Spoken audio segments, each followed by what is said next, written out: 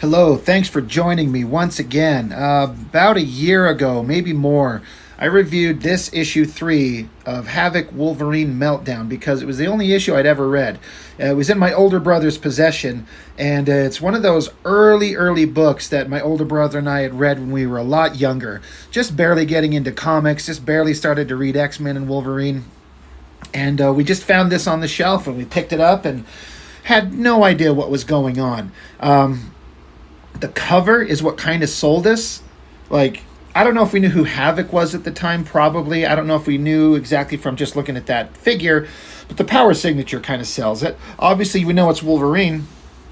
And there was some profoundly violent stuff that happened in that book that informed how I really like to see Wolverine portrayed. But I'd only ever seen the issue 3, and online I found the entire run. So I was really excited to pick it up and kind of fill in the gaps of what was going on in this weird random series. When was this printed? This is 1988, so I was just 11 years old. So it's just weird for me to think of how it kind of influenced me when I read it when I was younger. I mean, I've got a 12-year-old son now, and I think of myself being a year younger reading this stuff and how much I loved it, how much it affected me. So, having, again, only have previously read issue 3, I was excited to get all 4. So here they are, laid out. These covers are pretty good. I feel like the one that captured our attention, this issue 3, is the most kind of exciting and dynamic. And again, it just caught our attention. We grabbed it off the shelf, and I don't know, I guess I can't speak for my older brother. I think he liked it, but I know for me as a kid, the stuff that was in it, I didn't know what was going on with the story, but the stuff with Wolverine, which was a character that we were really loving, really grabbed my attention. So like I said, I'm excited to get into the rest of the series. And now, having had it, I've actually had these for several months, and I've tried to read these fucking things a couple times, and I cannot get into it. It is too weird for me. I appreciate weird. I appreciate different. I appreciate the fact that Marvel would, I don't know if they do stuff like this anymore. I don't know what Marvel does anymore these days. But back in the day, there was a market to produce these, like, they're thicker books. They're a lot more pages per issue than a regular standard comic. Got this nice kind of square backing. They're $3.50 back in 1988, which is really expensive. This would be like $10 today per issue, I would think. And that they would get these artists to do this very different art style. This is not your clean, slick, John Byrne X-Men stuff at all. Very abstract, very expressive, very, I don't know what the terminologies are to explain this crazy art. By John J. Muth, I don't know, and Kent Williams. Like I said, I appreciate the different things that they did in this, but my God, I could not, like, having read, well, all right, I take that back. I was saying, having read issue 1, I tried, could not. And if issue 1 was kind of indicative of everything that else was to follow, I would have never picked up any of the others of this series if I was picking it up in real time. I would have started with issue 1, been pissed as shit that I picked up this book, spent that much money on it at that time. $3.50 in 1988 to an 11-year-old kid is a fortune. I would have never picked up the rest of it, but as it is, we got issue 3. So let's just start with book 1. And what's in here? So it's written by Walter and Louise Simonson. And I didn't know their names at the time, but I certainly know who they are now. And, legacy of work of awesomeness. That's great. There's your back cover. Obviously going to be some kind of Russian kind of implication. Meltdown. I wonder if this is happening around the time of Chernobyl. I'm trying to remember when that happened exactly. I'm sure the idea influenced it. But Havok and Wolverine, again, what a weird pairing of characters. What connection do Havok and Wolverine have? Especially at this time, beyond that Wolverine was always feuding with Havok's brother over Jean Grey in the X-Men. That being said, I kind of like the idea of two characters who are definitely in the same team, run in the same circles, but don't really have any kind of like a history together. But then you just throw them together and let them bounce off each other. They have shared history, shared experiences. What are they going to be like? You know, Havok's kind of like the unsuccessful version of Cyclops. He always trying to live up to his brother's image. Hyper powerful energy projection powers. And then Wolverine, we all know who he is. So, you know, getting into it, Walter Louise Simonson writer, John J. Muth, Havok art, and Kent Williams Wolverine art. So what a weird concept. Each artist paints the individual character. If they're both on the same page, each one paints each character by themselves separately. It's a weird thing. I don't have a problem with it conceptually. Their art is in places in this is so abstracty and so weird. There are places where I feel like it works really well. And there are places where I'm like, this is just garbage and I can't stand it. And it really, got to me. But that's just, like I say, it's personal preference. So it starts out, and, I've seen some painted comics. I've seen Alex Ross stuff. We've seen Joe Jusko stuff. I've got some videos coming up eventually if they can pass the YouTube algorithm of Boris Vallejo and Luis Royo fantasy artwork, but the YouTube algorithm doesn't like them because there's undressed figures in them.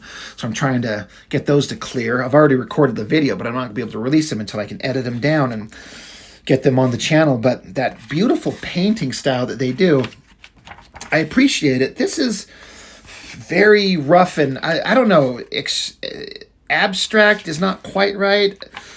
Very expressive. I don't know. It's not this clear artwork. It's this odd, weird thing that I don't have the terminology for. And then we're getting into like atoms and nuclear and uranium-235 and how like the power of nuclear power. Okay. But then we get into these couple of scientist characters and just this like yellow color. And this guy playing chess. And they're talk. Okay, and you start reading this. And it just keeps going. And it just keeps going. I was like, this is not that interesting, you fucking guys. Like, I get that they're trying to do something unique and different. These are adults doing these comics and probably writing something that adult them would want to read. And they're not writing for children, if I had to guess. But in this era, children who are buying these fucking things. And I don't know if this thing was a big success, but artistically, this stuff is, what the fuck is this? And how many pages have I flipped through? This is just my opinion. If you don't grab my attention from a story and artistic perspective from issue 1, I'm done. I don't have money to spend on this. What is this? I think it's maybe supposed to be like a nuclear explosion. Maybe. Because these towers look like the same towers that are over here. It's not that interesting. So then we get into they're in a small town off the Gulf Coast of Mexico. And you got somebody beating the piss out of some people in a bar fight.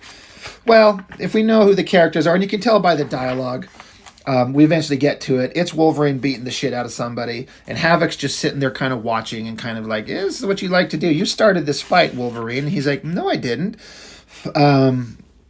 Havok says, you shouldn't have made that crack about his sister. And Wolverine says, traditional response, friend of mine. You got something against tradition? All right. So there you go. Now we're into the fucking comic with Wolverine and Havok. This is definitely a Kent Williams vibe with the weird Wolverine hair and the weird proportions and depiction. I kind of don't mind it. It's weird, but it's supposed to be weird. And then the other artist is doing Havok, and it's all fine, but it's just strange. It's odd. It's abstracty. And that issue 3 that I read first, but way back when I was a kid, there were elements about this that I really dug. And I guess I kind of like it. I don't like that you had to wade through all of this shit to start. Do we have to have that much setup of this type of stuff in a book like this? So I got hyper uninterested in the story. So I can't tell you what the story is really about, really, except that it's Havok, they're in Wolverine, and they're, on vacation, investigating something? I don't know. It's a weird kind of pairing, but I don't mind it. But yeah, Havok and Wolverine together. And I don't know, something attacks them. There's an explosion. So they jump in this car. There's some chick there. I don't know how they know her. But now there's a... take this girl with her. So now they're in a car chase, zipping along. I'm sure she's up to no good. You know, car chases are hard. I guess this is all fine. Old, like 50s era cars. 40s or 50s, you know. I don't. Why are they both in these things? Because they look awesome. I wonder if the script said make these cars like this, or if they said make the cars whatever you want to be, and the artist chose. But Havok and Wolverine are chasing these guys. There's a fight. The bad guys pop out with some giant gun that looks like it's some kind of laser. And then there are more bad guys, and it's an interesting kind of double-page spread, but it's just so fuzzy and unfocused and weird, but that's the point. I don't know. I can appreciate it, but I don't like it. Havok, I like how they show him charging up his powers. I like Havok's power signature, like the circle kind of template thing going along. You know, Cyclops shoots energy from his eyes. Havok can shoot it from kind of anywhere. I don't know if it's just limited to his hands, but, you know, that circle kind of depiction of his powers. Blows up the bad guys that they were fighting.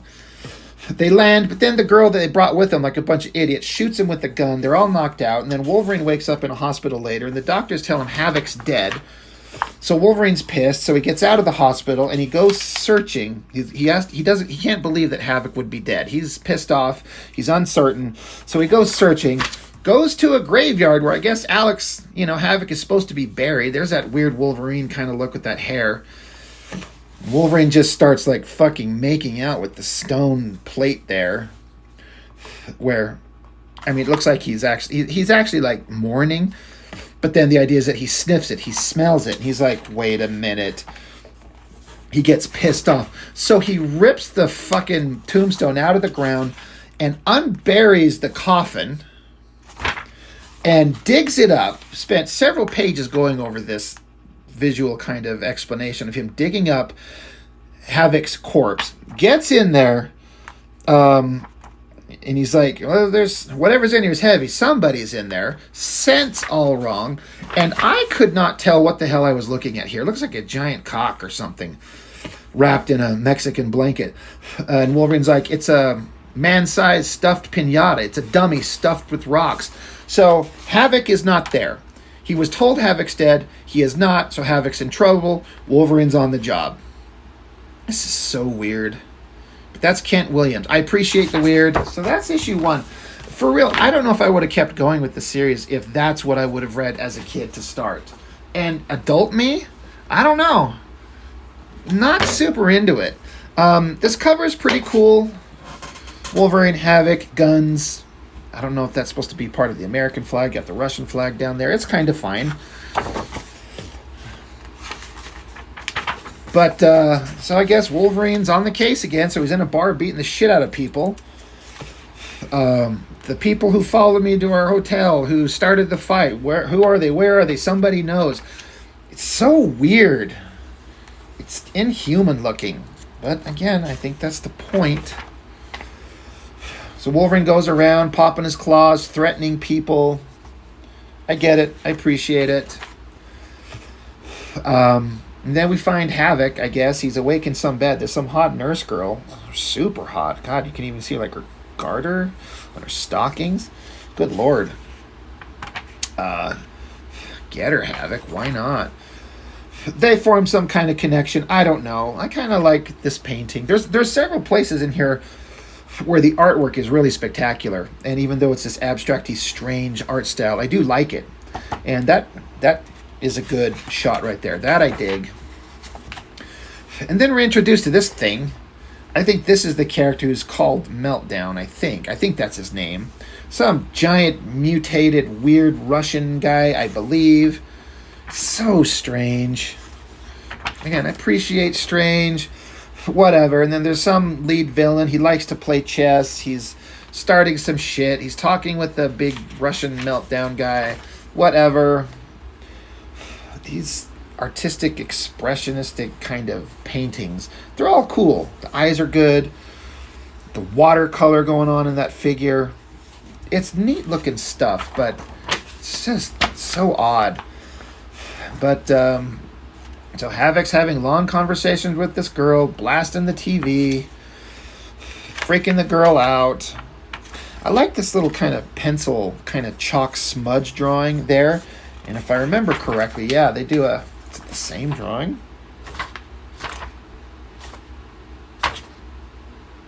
God, it might be the same drawing, just blown up there. It might be. But it's interesting. It's kind of cool looking, you know, but it's so weird for comic art. So whatever the fuck Havok's doing, whatever the hell Wolverine's doing, presumably still on the job, trying to track him down, you know, beating his way through a bunch of people. Strange art. Kind of unclear in places. Hard to follow. And it just keeps going on and on and on and on.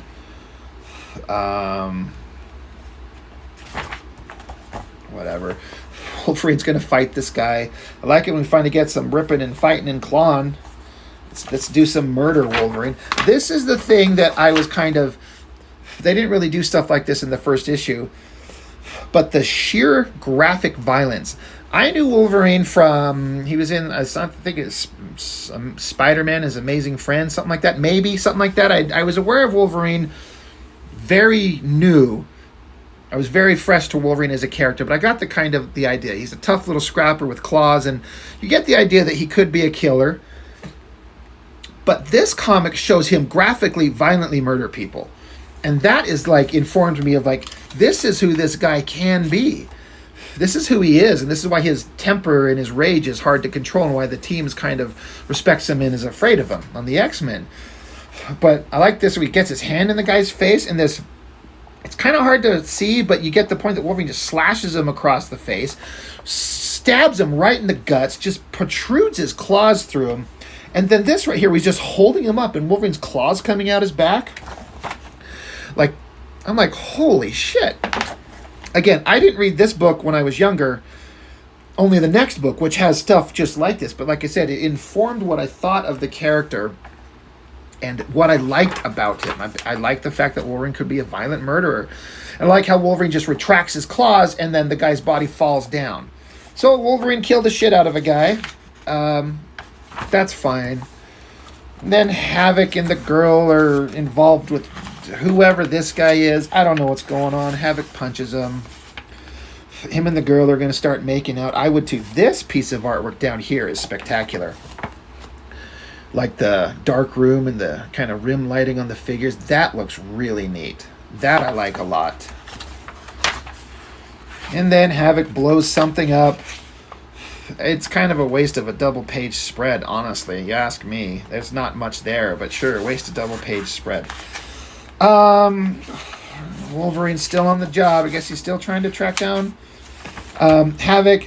He goes into some room somewhere, someplace, and there's a bomb. Some kind of explosion blows him, and it's really abstract. You can't really tell, except you can see this is Wolverine's body. His clothes are fried off him, so there's literally his ass crack as he floats in the water. Picks himself up, butt naked. He's pissed.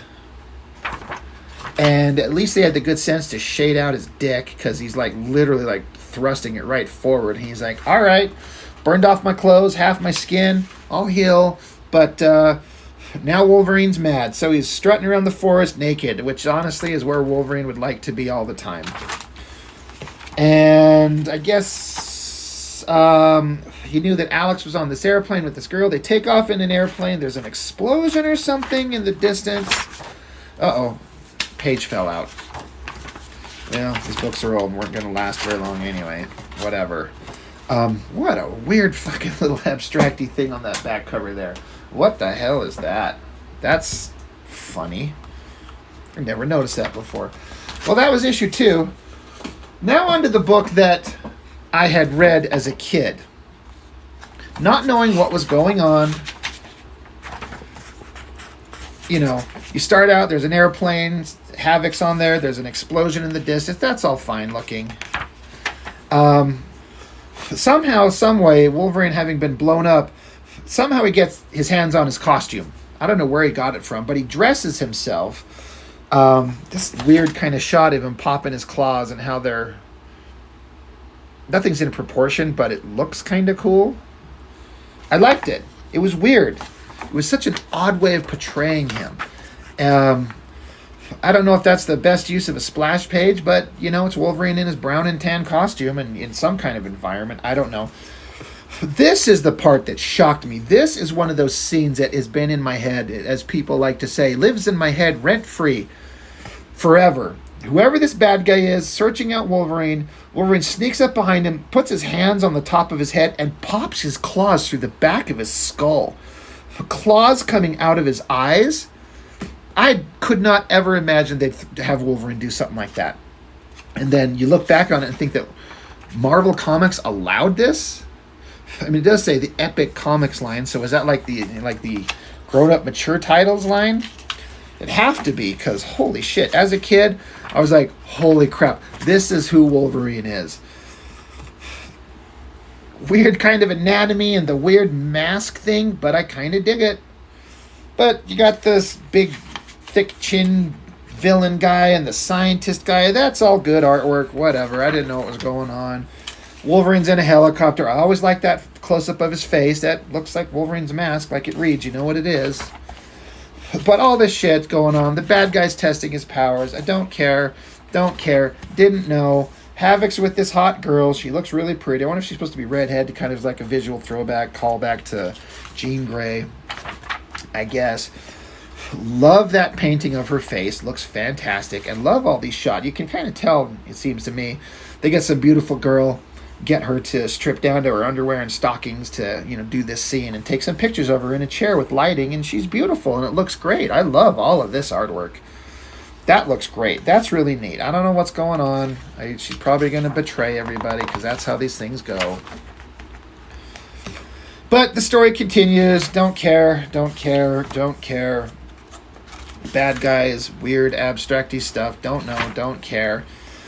Wolverine's on the job again. It's in the rain. He comes to a door he has to get into. I always like this shot. Always like that face. How he's using his one claw and his finger on the lock to bust into the door. Gets in there, smells around. Here's some machinery, you know, start up. So he hunkers down, pops his claws, and then something in the dark, this machine shoots these, I don't know, tasers with barbed tips, it says. So it slices through him, electrocutes the shit out of him, and it stops Wolverine. They captured him. They zapped him. They tasered him. They knocked him out. They've got him. That's a hell of a shot. So now he's been trapped by this chess-playing bad guy douchebag who I don't know anything about. They got him in like a fucking tub with this weird Weapon X-ish type mask on, though this is before that Weapon X stuff, so I don't know where this inspiration come from. They got his claws tied up. Really weird. Weird stuff. I guess we're back with Havok, and he's with the girl, and they're out doing whatever, looking for whatever. I don't know. Again, I like how Havok's just walking around, and the artist portrays his power signature always kind of on. It's like he kind of activates his powers and keeps it like... It's like taking a gun and pulling the hammer back so it's ready to fire. Havok powers himself up so he's ready to engage his powers in a moment's notice. It's a really cool visual vibe, and I like it. It's neat. That's something that made Havok kind of cool to me. Because this might have been, outside of reading classic X-Men and the Proteus saga, that's the only time I'd ever read Havok. And then I see him in this. This kind of made him cool to me. So Wolverine, now he's brainwashed and wearing a diaper. I like how his face is all blacked out. Drops down yelling death. Gets in this fighting stance and takes a slash at Havok. Who, you know, he clearly had to duck out of the way or as it would have killed him. But he's like pleading for, you know, holy shit, Wolverine's trying to kill me. Something's wrong. They tackle each other. And then love this, where Wolverine slams his head up against the wall and is rearing his arm back. If we've seen him stab a guy in the brain once, if he's brainwashed, he's going to do it here. Lots of tension and energy in this pose. Love everything about it. And then I love how Havok has no choice, just fires off his powers. And I love how it's portrayed as, like, you can see his skeleton, kind of like an x-ray thing with his powers blasting, sending Wolverine back. He's like, if Wolverine's been brainwashed permanently, I'll never be able to stop him. But he kind of appeals to him. He's like, Wolverine's like, Alex, is that you? Are you okay? So Havok's like, Logan, do you know me? And Wolverine just says, sucker.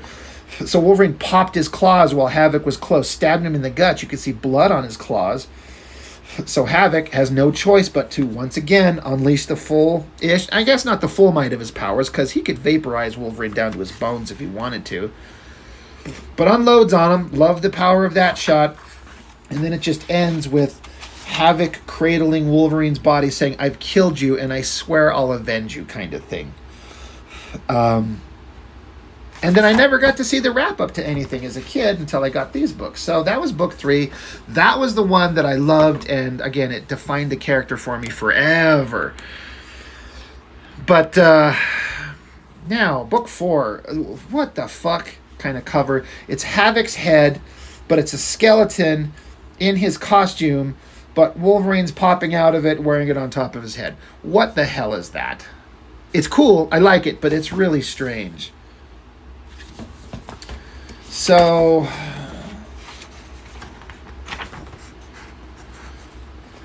and it's just kind of more of the same. All right, well, now Havok's on the job. Wolverine's dead. We thought Havok was dead and Wolverine was searching. Well, now Havok thinks Wolverine's dead. So now Havok's on the hunt to avenge. And just keeps interacting with this girl. They're searching. They're doing whatever. And again, at this point, I couldn't get into I don't care to read this. I don't want to know. There's so much dead space of things going on, and then they have these like sporadic moments of excitement, like Wolverine pops up, his claws. That's pretty awesome. So I guess Wolverine wasn't dead, obviously, clearly, but he wakes up, he's healed, and he realizes that he's buried. So I guess he's not brainwashed anymore. So we get kind of a recap of the scene from the previous books. I kind of like that smaller kind of black and white version, kind of showing what happened. This is Wolverine kind of remembering, I guess. He's like, well, all right. Now he's pissed off, and he's going to go murder the shit out of somebody. So Havok's in full costume. And I actually like this weird design where it's just a black outfit, this weird mask with those white kind of stripy things on his head. They seem to not want to lean into that design element anymore, but it's weird and it works. That shot of Havok is badass. That weird little head design, costume, his powers, amped up. Really neat.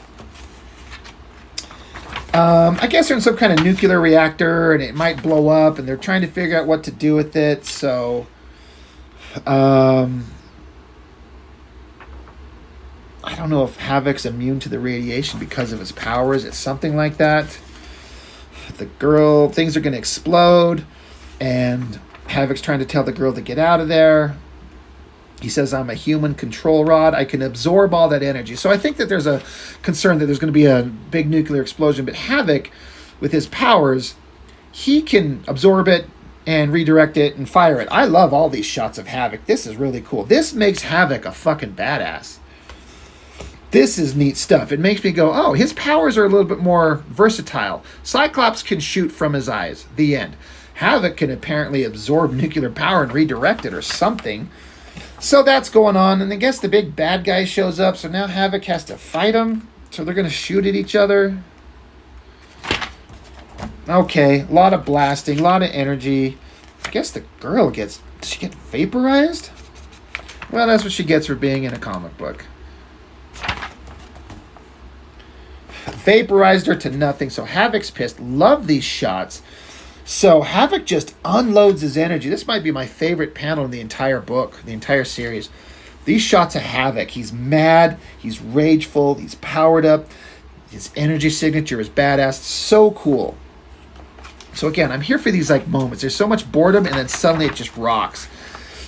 And bad guy's absorbing the power. He can absorb the power. I don't know. And then Wolverine shows up, I guess. Starts slicing at the guy, just starts chopping him up. I don't know if that's supposed to affect him really. Whatever. God, Wolverine's blasted out of his fucking clothes. Well, I guess he was always in that diaper that he attacked Havok in, and he put on like a coat. But bad guy shoots a beam at Wolverine and vaporizes flesh off his arm, like it's down to just like the metal bones. So that's something. But it immediately starts healing because he's Wolverine, and it's never going to be permanent. Instantly fixed. That's kind of an interesting painting, an interesting shot. I guess he throws a control rod from the nuclear reactor into the guy, and it starts fucking him up, and I don't know. They throw a bunch of him into him. Somehow it's going to defeat him. This is all fine. This is weird. I guess Wolverine slices him up more. Just keeps slicing him to death. I guess he's dead. Wolverine chops him to bits. He's gone. He literally chopped him into... He vaporized in energy. He's like, my claws are passing right through him. He's getting thinner. He vaporized into energy. But the reactor's still going wild. So we got Havok. That's a weird but cool shot. So then Havok, I guess he absorbs all the energy. He's like, this is all the energy I can hold. Got to release it or explode. And... So I guess Havok blasts all this energy out of the building and into space. These are some weird kind of color choices to show that, but Havok redirects all that energy and saves the day. Hey, we saved the day. We're awesome. We're cool. And then the bad guy that plays chess, who set this whole thing up, he's like, well, we lost here. And he's got more chess pieces saying there's other people to play this game with. You got the Punisher, Daredevil, Captain America, Spider-Man, Iron Man.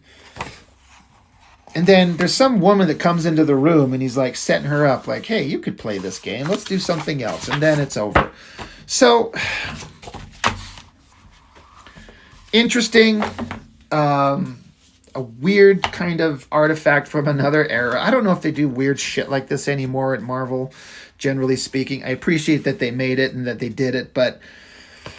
it doesn't hold a fraction of the interest that I thought that it would. Again, I've read this one book as a kid, and it stuck with me forever, and I just wanted nothing more than to read the entire thing. And then several months ago, I got these all, and I was kind of disappointed. Whatever, but I'm not a young kid that's easily impressed anymore. And so maybe that's the problem. I don't know, but... So, I'm glad I've seen them. I'm glad I know. The mystery's been solved decades later. Like I said, it kind of informed me who Wolverine and Havok were or could be, made Havok cool, made Wolverine even cooler to me, and fun little experiment, but ultimately it's just not my thing. It's too weird. A lot of it's the art, as much as there's some good artwork in there. It's too weird for me, too strange. So kind of the unfortunate thing is I'll probably never look at these books again. So I don't know. I've said this a lot recently. I need to start getting rid of some of my collection. I need to start selling these off or giving them away or something. But so anyway, I'm glad I saw it. Curious if any of you guys out there read these when they come out. What did you think? Did you like them? Did you have the same experience I did? Were you shocked at the horribly crazy, violent nature of Wolverine and how they portrayed it? Or what did you think? Let me know. But that's all I've got. So thank you. Thank you for watching. I appreciate it. See you next time.